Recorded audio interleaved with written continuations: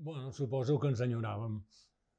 De fet, ens coneixem de fa molts anys, hem tocat moltes vegades junts i el que passa és que tots tenim altres curros, amb altres bandes, i ens costa trobar just un moment en què ningú, o en què tots tenim temps per començar a assajar, per començar a crear les cançons, i ara s'havia donat aquest punt. De fet, feia 7 anys que vam parlar de començar a fer aquest quart disc i han passat 7 anys per trobar just aquest temps. I al final s'ha donat el cas i estem molt contents.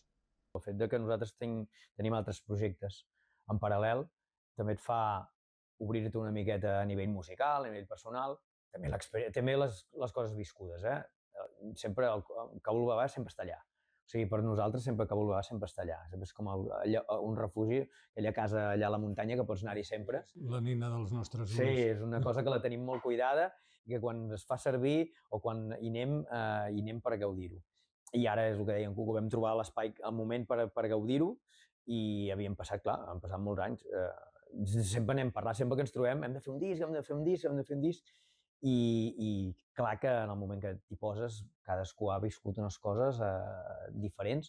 Penso que l'essència no es perd mai. Són temes de tot tipus, però bàsicament són temes d'amor, amb les seves facetes, no? El desamor i l'amor, l'odi. També hi ha alguns altres temes una mica així especials que parlen de coses molt puntuals, però bàsicament és d'amor. El que passa que, clar, depèn de qui escolti el tema, pot interpretar-ho d'una manera o pot interpretar-ho. Això és molt ambigu. Els temes, parlar dels teus propis temes és molt difícil. Llavors, el més fàcil és dir, escolta tu i entendràs o no. Bàsicament, vam fer com un referèndum. O sigui, vam votar i la que té 4, n'hi ha tantes. Les que tenen 3, les que tenen 2, així, va anar així i vam acabar decidint entre els 4. Sí, és que a més, quan les cançons són maquetes, diguem-ho així, és molt difícil a vegades jutjar-les, perquè no saps l'evolució que tindran. Però sí que és veritat que no ens vam complicar molt la vida, sí que n'hi havia poder 20-25 cançons que teníem sobre la taula, que en Cuco ja tenia preparades i bastant clares, i vam dir, fem-ho, la més fàcil és cadascú s'ho escolti tot i digui, uita, jo aquestes les veig molt clares, i posar-ho en comú, sempre alguna de les cançons que tu has vist clara cau, però saps que en conjunt està quasi tothom d'acord i per tant tires milles i cap endavant. Jo crec que les cançons te demanen el tipus de ritme, no?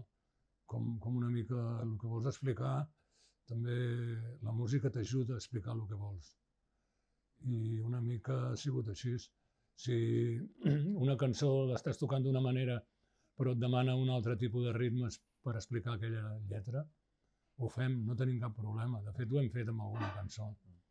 Tenim algun reggae que en principi era un rock i vam acabar fent reggae perquè al bateria li sonava reggae.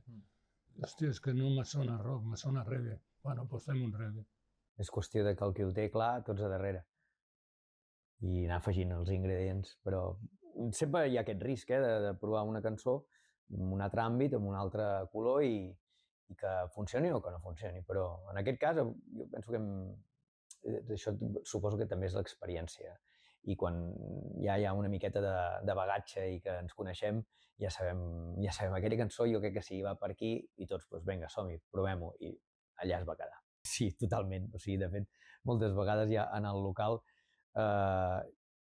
ja la discussió ja l'has fet amb tu mateix, moltes vegades, perquè a vegades es planteja una proposta o una manera de fer,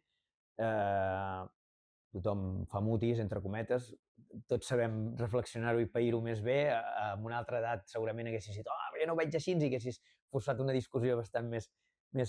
Tot i que amb Cabul Babà sempre ha sigut una manera de treballar molt lliure i que tothom ha tingut la possibilitat de dir, hòstia, per què no ho provem d'aquesta manera? O aquesta cançó, i si aquesta tornada l'escurcem i tal? Sempre hi ha hagut aquesta possibilitat. Però sí que és veritat que ara tenim molt més clar què sabem fer, què no sabem fer i on ens trobarem tots còmodes i contents amb el resultat, i per tant no ens compliquem la vida.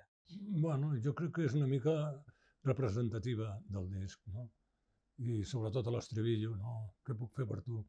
És un estribillo que està molt al dia. Vull dir, que ja la gent ja no es diu t'estimo i aquestes coses perquè sembla com ridícul, no? I hòstia, eh, nosaltres pensem que encara estem a temps d'aquestes coses. I, hòstia, s'ha de reivindicar tot això. Bueno, bàsicament, jo estic fotut i amb l'altre grup, en Sopa de Cabra, tinc un substitut i estic de baixa. I en principi teníem pensat l'any que ve començar a fer concerts, quan ens recuperem, perquè també el bateria també està fotut, el guitarrista també està fotut, vull dir, estem tots una mica cardats. Tenim una edat ja. Pensàvem fer un concert així de recopilatori de tots els discos, d'intentar fer un repertori que vagi des del primer fins a l'últim disc i aconseguir que vinguin exmembres de Kabul Baba des del principi, fer un gran concert, fer presentació del disc nou. Sí, aquest seria l'objectiu. És que fer realment allò que bàsicament fem tots quan traiem un disc, de fer com una gira de presentació, sinó que poder fer un objectiu que sigui fer una festa. De fet, la banda en aquell moment farà 25 anys i és un bon moment com per celebrar-ho i a partir d'aquell concert veurem què passa, però l'objectiu és aquest.